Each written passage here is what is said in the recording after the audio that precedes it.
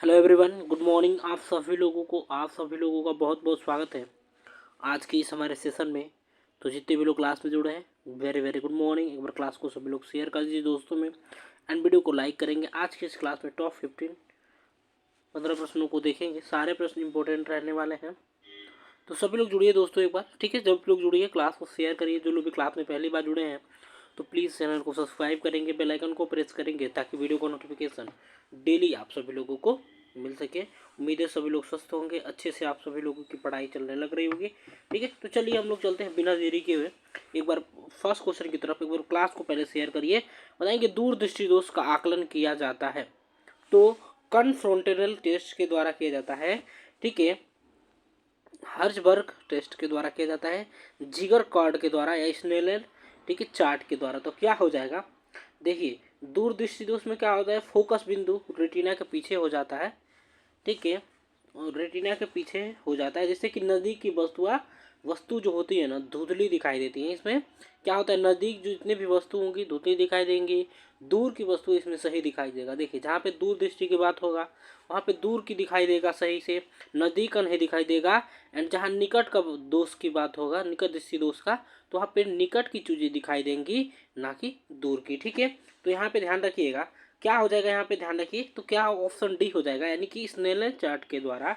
तो देखिए इसका इस्तेमाल किसी व्यक्ति की, ठीक है, दृष्टि तीक्ष्णता को मापने के लिए, यानी कि दूर दृष्टि का आकलन करने के लिए किया जाता है। यह चार्ट अलग अलग आकार के अक्षरों को दिखाता है। स्नेलन चार्ट से पता चलता है कि कोई व्यक्ति किसी खास दूरी पर मौजूद चीज़ों को कितनी अच्छी तरीके से देख सकता है, ठीक है।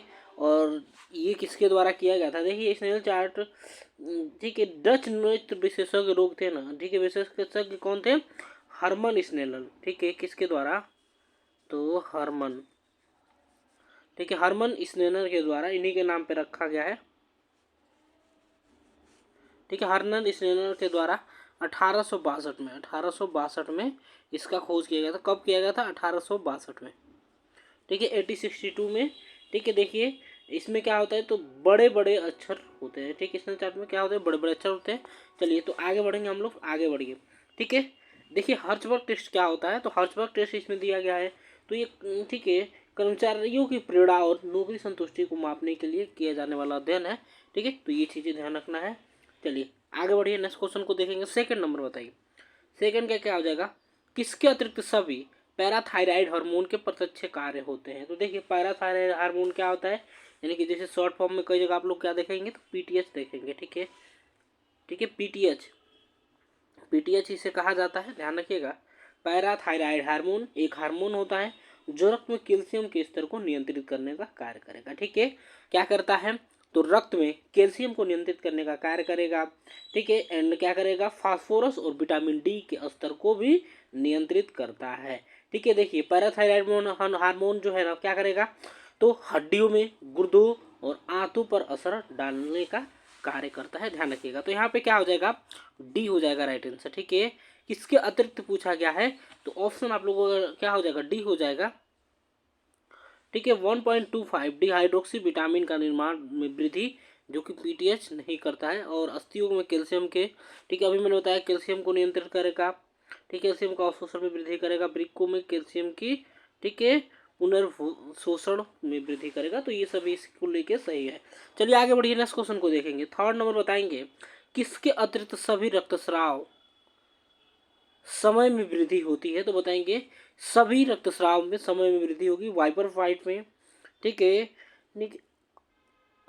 क्या हो जाएगा, ऑप्शन बी, ठीक है, आडियोपैथिक थ्रोम्बोसाइटोपिनिया में, या हीमोफीलिया ए, या विलिंग ब्रॉन रोग। तो क्या हो जाएगा, थर्ड का बताइए, तीसरा नंबर का, ठीक है। तो यहाँ पे क्या हो जाएगा दोस्तों, ऑप्शन ए हो जाएगा, यानी हीमोफीलिया ए के अतिरिक्त सभी रक्तस्राव में वृद्धि। सभी में क्या होता है, तो रक्तस्राव में वृद्धि होता है। हेमोफीलिया क्या होता है, तो एक वंशानुगत विकार होता है। यह रक्त के थक्के जमने का एक विकार होता है। इसमें क्या होता है, तो रक्त का थक्का जमता है। इसमें रक्त में मौजूद थक्का बनाने वाली कारक जो है, क्लटरिंग के फैक्टर जो होती है, फैक्टर की कमी होती है, इसमें ध्यान रखना है। यह एक दुर्लभ रक्त विकार है, एक प्रकार का रक्त विकार है। आमतौर पर पुरुषों को प्रभावित करता है, लेकिन महिलाओं को नहीं, ठीक है। यह महिलाओं के द्वारा पुरुषों में होता है, ध्यान रखिएगा। यह माता पिता से बच्चों में फैलता है, माता पिता से बच्चों में फैलेगा। ठीक है, हीमोफीलिया का इलाज क्या है? तो ठीक है, लापता थक्का को बनाने वाले कारकों को बदल कर इसका इलाज किया जाता है। जीन थेरेपी और जीन, ठीक है, रिप्लेसमेंट थेरेपी में भी इसका शोध होता है। ठीक है, तो क्लियर हुआ। चलिए आगे बढ़िए, नेक्स्ट क्वेश्चन को देखेंगे।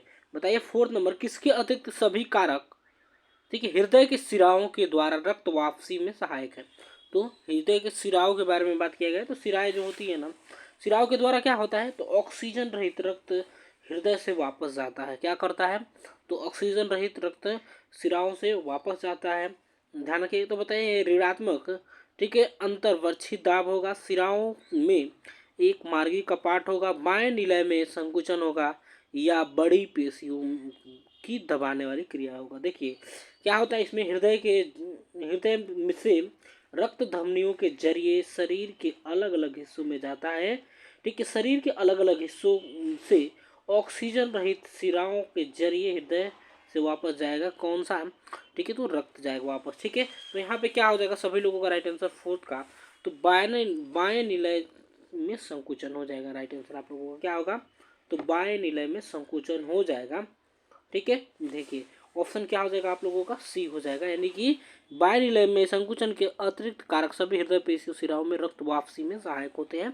तो ऑप्शन सी यहाँ पे राइट आंसर हो जाएगा। 5th नंबर का बताइए, थाइमस से संबंधित टी कोशिकाएं। देखिए थाइमस से संबंधित टी कोशिकाएं एंटीबॉडी का निर्माण करती हैं, एनके कोशिकाओं का निर्माण करेगी, बीटा कोशिकाओं का निर्माण करेगी, या बीटा कोशिकाओं को पहचानती है, या शरीर की स्वयं की कोशिकाओं को पहचानती है। तो क्या हो जाएगा यहाँ पर? टी कोशिकाएं के बारे में पूछा गया है। तो देखिए, ठीक है, थाइमस ग्रंथि में टी कोशिकाएं बनती हैं। ठीक है, ये क्या होती है? तो श्वेत रक्त कोशिकाओं यानी कि व्हाइट ब्लड सेल होती है और प्रतिरक्षा प्रणाली का हिस्सा होती हैं। तो यहाँ पे क्या हो जाएगा? शरीर की स्वयं की कोशिकाओं को पहचानती है। तो ऑप्शन डी हो जाएगा राइट आंसर। क्या होगा? ऑप्शन डी, यानी कि यह शरीर की स्वयं की कोशिकाओं को पहचानती है। थाइमस से संबंधित टी कोशिकाएं जो हैं, ठीक है, इसमें ध्यान रखिएगा। ठीक है, इसे क्या कहते हैं? तो थाइमोसाइट्स भी कहा जा सकता है। जो थाइमस में टी कोशिकाएं बनती है ना, उसे क्या कह सकते हैं? तो थाइमस, ठीक है, क्या थाइमोसाइट्स कहा जा सकता है। ये चीज़ें ध्यान रखना है। ठीक है, इसमें देखिए थाइमस नवजात और पूर्व किशोरावस्था में सबसे ज़्यादा सक्रिय होता है। ठीक है, चलिए तो आगे बढ़िए, नेक्स्ट क्वेश्चन को देखेंगे। 6th नंबर बताएंगे, स्वयं पेशी अस्थि पेशी से भिन्न होती है क्योंकि? बताएंगे, हृदय पेशी है, माफी चाहता हूँ, हृदय पेशी अस्थि पेशी से भिन्न होती है क्योंकि बताइए इसमें एक्टिन एंड मायोसिन होता है। इसमें क्या होता है? स्वायत्तता एवं चालकता होती है, या इसे संकुचन के लिए कैल्शियम की आवश्यकता होती है, या ऑक्सीजन के बिना नहीं क्या होता है? नहीं फलती है। तो सभी लोग फलती फूलती है। तो यानी कि आगे बढ़ते वृद्धि ये कहा जा रहा है आप लोगों से, तो सभी लोग बताएंगे। हृदय पेशी क्या है? तो कंकाल, ठीक है, पेशी में कई तरह से अलग अलग होती है। जैसे कि हृदय पेशी क्या है? अनैच्छिक होती हैं। ठीक है, ध्यान रखिएगा, हृदय पेशी क्या होगी? अनैच्छिक होगी। हृदय पेशी अंतर्विष्ट डिस्क होती है। और देखिए यहाँ पे हृदय पेशी रेखित होती है, रेखित होती है, ध्यान रखना है। ठीक है, ये चीज़ें ध्यान रखना आप लोगों को। ठीक है, ठीक है, हृदय पेशी की जो होती है ना, कोशिकाएं कैसी होती है? तो जाल के जैसे होंगी, और हृदय पेशी में 1 या 2 केंद्रक पाए जाते हैं। तो इसका राइट आंसर क्या हो जाएगा? ऑप्शन हो जाएगा क्या? ऑप्शन क्या होगा? ऑप्शन बी हो जाएगा। इसमें स्वायत्तता एवं चालकता होती है। ये चीज़ें ध्यान रखना है। हृदय पेशी अस्थि पेशी से भिन्न क्यों होती हैं? क्योंकि इसमें क्या होता है? स्वायत्तता एवं चालकता होता है। एंड अस्थि पेशी, कंकाल पेशी ऐच्छिक होती है। ठीक है, देखिए हृदय पेशी क्या होगी? अनैच्छिक होगी, और अस्थि पेशी, ठीक है, ये क्या होगी? तो ऐच्छिक होगी। इसमें क्या अंतर्विष्ट डिस्क होता है, लेकिन कंकाल पेशी में नहीं होता है। ठीक है, इसमें ठीक है, कंकाल यानी कि अस्थि पेशी में क्या नहीं होगा? तो ठीक है, अंतर्दिष्ट डिस्क नहीं होगा। ठीक है, और देखिए इसमें रेखित पेशी होगा, जबकि क्या होता है? कंकाल में भी पेशी रेखित होती है, दोनों में सेम होता है ये चीज़। ठीक है, देखिए हृदय पेशी जो है केवल हृदय में पाई जाती है, जबकि कंकाल पेशी कंकाल से जुड़ी होती है। ये चीज़ें ध्यान रखना है आप लोगों को। चलिए आगे बढ़ेंगे, 7 नंबर को देखेंगे। 7वां, वसा के पाचन में सहायक एंजाइम कौन सा है? तो आप लोगों को बताना है। ठीक है, वसा के पाचन में, तो ये तो आसान क्वेश्चन है आप लोगों के लिए। ठीक है, तो इसका राइट आंसर क्या होगा? एमाइलेज, लाइपेज, पेप्सिन या ट्रिप्सिन? तो क्या हो जाएगा? लाइपेज हो जाएगा। देखिए एक पाचन एंजाइम होता है, ठीक है, कौन सा? लाइपेज क्या है, तो एक पाचन एंजाइम है जो वसा को तोड़कर आंतों में अवशोषित होने में मदद करता है। क्या करेगा, वसा को तोड़ेगा और आंतों में अवशोषित होने में मदद करेगा। लाइपेज टेस्ट क्या, इस एक प्रकार का टेस्ट भी होता है ये, रक्त में लाइपेज की मात्रा को मापने के लिए किया जाता है। ठीक है, ठीक है। लाइपेज को पाचन पाचन रस कहा जाएगा। क्या कहा जाएगा, तो पाचन रस। ठीक है, लाइपेज को क्या, पाचन रस कहा जाता है, ये चीजें ध्यान रखना है। ठीक है, लाइपेज का उत्पादन अग्नाशय, पेट और लार ग्रंथि करती है। क्या करेगी, तो इसका लाइपेज का उत्पादन अग्नाशय करेगा, पेट करेगा, लार ग्रंथि करती है, ध्यान रखिएगा। ठीक है, लाइपेज की कमी से क्या होता है, पूरे शरीर में वसा हो जाएगी। ठीक है, ध्यान रखना है। यहाँ पे देखिए एमाइलेज, ठीक है, तो एमाइलेज क्या है, तो एक एंजाइम है जो कि स्टार्च को ग्लूकोज और मल्टोज में तोड़ेगी। स्टार्च को क्या करेगी, तो ग्लूकोज और मल्टोज में तोड़ने का काम करेगी। पेप्सिन क्या होती है, तो पेप्सिन की उपस्थिति में भोजन जो है पाचन में मदद करता है। क्या करेगा, तो पेप्सिन क्या करता है, तो भोजन के पाचन में मदद करेगा। जहाँ पाचन तंत्र में भोजन पचाने के लिए पर्याप्त मात्रा में एंजाइम का निर्माण नहीं होता है तब। ठीक है, चलिए ट्रिप्सिन क्या होता है, एक एंजाइम है जो कि प्रोटीन के छोटे छोटे टुकड़ों में विभाजित, ठीक है, क्या करेगा, प्रोटीन को छोटे छोटे टुकड़ों में विभाजित करेगा, यानी कि तोड़ने का कार्य करेगा, जिससे कि वह खून में अवशोषित होने के लिए उपलब्ध हो जाता है। चलिए आगे बढ़िए, नेक्स्ट क्वेश्चन को देखेंगे। 8 नंबर बताएंगे, दो या अधिक उत्तकों से बनी संरचना को क्या कहेंगे, ऑर्गन का अंग कहेंगे, सीरम सीरस झिल्ली कहेंगे, जटिल उत्तक या अंग तंत्र कहा जाएगा। तो सभी लोग 8वें का राइट आंसर बताइए, तो क्या कहा जाता है दोस्तों, तो अंग कहा जाता है। देखिए, दो या दो से अधिक उत्तकों के बने संरचना को अंग कहेंगे। अंग शरीर की एक अलग संरचना होती है जो एक या, ठीक है, एक से ज्यादा ठीक है, खास काम करती है, एक से ज्यादा काम करेगी। देखिए, चलिए और यहाँ पे आगे बढ़िए, तो सीरस झिल्ली क्या होता है, तो शरीर की गुहाओं के ठीक है, अस्तर करने वाली एक चिकनी झिल्ली होती है। इसे सिरोसा भी कहा जा सकता है। ठीक है, सिरोसा, ठीक है, क्या, तो सिरोसा कह सकते हैं इसको। ठीक है, क्या कह सकते हैं, सिरोसा कहा जाता है। चलिए, तो सीरस झिल्ली, ठीक है, मेसोथीलियम नाम का उपकला से बना होता है। किससे, मेसोथीलियम से। जटिल उत्तक क्या होता है, कई तरह की कोशिकाओं से मिलकर बना होता है। ये कोशिकाएं एक साथ मिलकर एक इकाई की तरह काम करने का कार्य करती हैं। ठीक है, अंग तंत्र क्या है, तो अंग तंत्र शरीर के अंगों का एक समूह होता है जो कि, ठीक है, किसी खास काम को अकेले या मिलकर करते हैं। ठीक है, किसी खास काम को अकेले या मिलकर करेंगे। आगे बढ़िए, यहाँ पे 9th नंबर बताएंगे, सामुदायिक स्वास्थ्य में सामुदाय क्या है, कम्युनिटीज। ठीक है, सभी लोग बताएंगे सामुदायिक स्वास्थ्य में क्या है, लोग जिनके जीवन में कुछ विशेषताएं समान हो, समान धर्म के लोग, ठीक है, या, ठीक है, समान देखभाल के लिए आवंटित लोग या छोटे क्षेत्र के लोग। तो यहाँ पे क्या हो जाएगा, ठीक है, ऑप्शन क्या हो जाएगा, ए हो जाएगा, ऑप्शन ए होगा, यानी कि लोग जिनके जीवन की कुछ विशेषताएं समान हो। यानी कि सामुदायिक में क्या होता है, तो समुदाय क्या है, तो ऐसे लोगों का समूह है जिनकी विशेषताएं अलग अलग हो सकती हैं, लेकिन वे भौगोलिक स्थिति, ठीक है, लक्ष्य एवं सामाजिक हित में साझा करते हैं। यानी कि देखिए क्या हो जाएगा यहाँ पे, तो जो जिनकी जीवन की कुछ विशेषताएं समान हो उसे समुदाय कहते हैं, कम्युनिटी कहा जाता है। ठीक है, चलिए आगे बढ़िए, 10th नंबर को देखेंगे, वायुमंडल में ओजोन परत सूर्य से आने वाली डैश डैश को रोकेगी। तो आसान क्वेश्चन है आप लोगों के लिए। तो ओजोन परत जो है, देखिए यहाँ पे ओजोन परत क्या है, तो पृथ्वी के समताप मंडल में मौजूद ओजोन गैस की पतली परत होती है। यह क्या करेगी, यह पृथ्वी को हानिकारक, ठीक है, पराबैंगनी विकिरण, यानी कि यहाँ पे दिया गया ना ऑप्शन बी, यानी कि अल्ट्रावायलेट रेडिएशन, ठीक है, अल्ट्रावायलेट रेडिएशन से बचाती है। ओजोन परत को पृथ्वी का कवच भी कहा जाता है। ठीक है, पृथ्वी का कवच कहा जाता है। और ये कहाँ पे है, तो ध्यान रखिएगा, ये पृथ्वी की सतह से, ठीक है, लगभग 15 से 35 किलोमीटर, 35 किलोमीटर ऊपर होती है। ध्यान रखिएगा, ओजोन परत जो है पृथ्वी से पूरे ग्रह को कवर करने का कार्य करेगी। ठीक है, चलिए तो यहाँ पे देख लिया आप लोग। चलिए 11 नंबर को देखेंगे, बताएंगे भारत में हाल ही में मलेरिया की दर में वृद्धि का कारण क्या है। तो मलेरिया की वृद्धि का कारण क्या हो सकता है, यहाँ पे बताएंगे क्या हो जाएगा, जनसंख्या में वृद्धि, अस्वच्छ वातावरण, ठीक है, मच्छरों में डीडीटी प्रतिरोधन, या गरीब, ठीक है, गरीबों में गरीबी, सॉरी गाँव में गरीबी। तो क्या होगा यहाँ पे 11 नंबर का बताइए, 11वें का क्या हो जाएगा, ऑप्शन सी हो जाएगा राइट आंसर, यानी कि मच्छरों में डीडीटी प्रतिरोधन हो जाएगा, जो कि मलेरिया के ठीक है होने की दर में वृद्धि का कारण है, ध्यान रखिएगा। ठीक है, चलिए आगे बढ़ेंगे, हम लोग नेक्स्ट क्वेश्चन को देखेंगे। ठीक है, चलिए 12th नंबर को देखेंगे। वैश्विक उष्णता यानी कि ग्लोबल वार्मिंग के लिए जिम्मेदार गैस कौन सा है? तो यहाँ पे बताएंगे ग्लोबल वार्मिंग का मतलब क्या है। तो पृथ्वी के औसतन तापमान में लंबे समय तक बढ़ोतरी होना। ठीक है, पृथ्वी के औसतन तापमान यानी कि औसत तापमान जितना है उससे ज़्यादा बढ़ोतरी होना। यानी कि लास्ट टाइम जब आपने देखे गर्मियों के सीजन में, ठीक है, पहले से पिछले वर्ष के तुलना में ज़्यादा क्या हुआ था, ठीक है, टेम्परेचर में गिरावट आई। ठीक है, फिर टेम्परेचर में ठीक है बढ़ा था, तो उसे कहा जाएगा ग्लोबल वार्मिंग के कारण क्या क्या हो सकते हैं। तो इससे जीवाश्म ईंधन, कोयला, तेल, गैस का जलना होगा, वनों की कटाई होगा। तो ऑप्शन के अकॉर्डिंग क्या हो जाएगा, तो क्या हो जाएगा सभी लोग बताएंगे 12th का।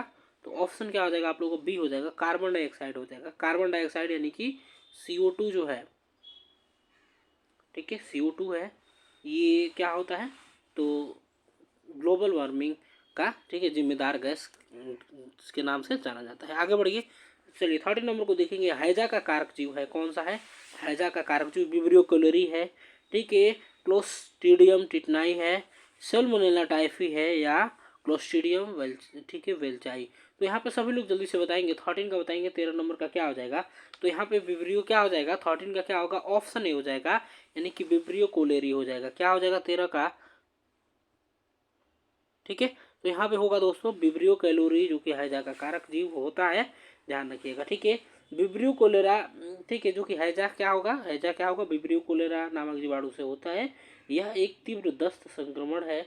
यह बच्चों और बड़ों दोनों को प्रभावित कर सकता है। हैजा कैसे फैलेगा, तो दूषित भोजन या पानी से होता है। ठीक है, भोजन या पानी से होता है। हैजा से संक्रमित व्यक्ति का मल जो है भोजन या पानी को दूषित कर सकता है। देखिए इसमें क्या होता है, तो चावल के बने राइस वाटर स्टूल होता है इसमें, ठीक है, हैजा में यानी कि कोलेरा में। चलिए ठीक है, आगे बढ़िए। ठीक है, नेक्स्ट क्वेश्चन को देखेंगे। 40 नंबर बताएंगे, स्वास्थ्य सेवाओं का महत्वपूर्ण उद्देश्य क्या क्या है। तो बीमारियों का उपचार करना, बीमारियों का रोकथाम करना, स्वास्थ्य संवर्धन, या सभी विकल्प। तो यहाँ पे जल्दी से बताइए क्या हो जाएगा, आंसर करेंगे आप लोग।